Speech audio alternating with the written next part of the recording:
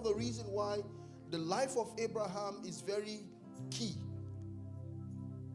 germane or fundamental to the believer's work, is because Abraham was the first recipient of the gospel of salvation. The foundation for redemption began by the yieldedness of that man called Abraham. One of the first portraits you see is that the Lord had appeared unto Abraham, and the Lord had said unto him, leave. Somebody say leave. So you have not begun your journey with God if you don't have the ability to leave. You must come to the place where you are willing to leave the known for the unknown. One of the first attempts in Abraham's journey was in his yieldedness to leave the known, to leave what he seemingly used to enjoy, to leave what was comfortable, the comfort zone, to leave that place where he was certain that every week he was going to receive a paycheck. God comes to him and says, you know what, son, I want to begin a lineage with you, a lineage with you. I want to begin a new line of venture upon the face of the earth.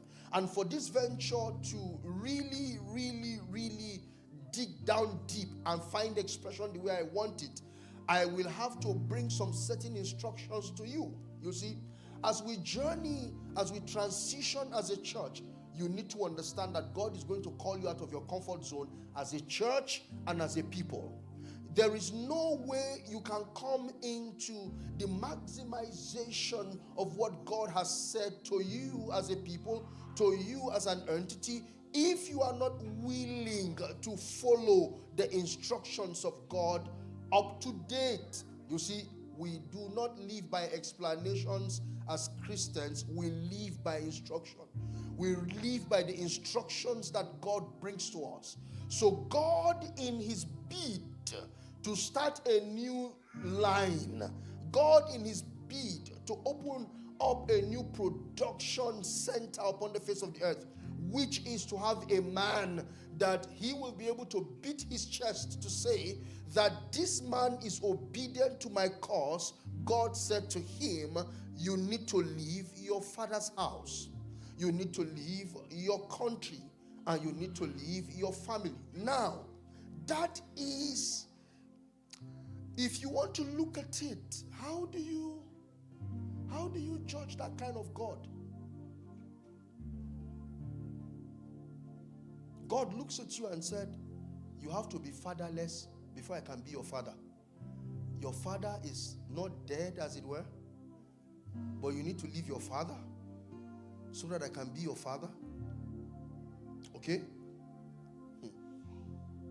You need to be nationless. Somebody say nationless. You need to be without a nation before I can admit you into my nation. Somebody say the portrait of Abraham. The portrait of Abraham was laced with a journey into the unknown. And when you leave, you need to leave completely. Yeah. And when you leave, the Lord will have to instruct you, because if he started the journey, he will steward the journey. If he stewards the journey and you obey him, then you will see the result of the journey. Don't forget, the journey of a Christian begins with these three principles. You will leave your country.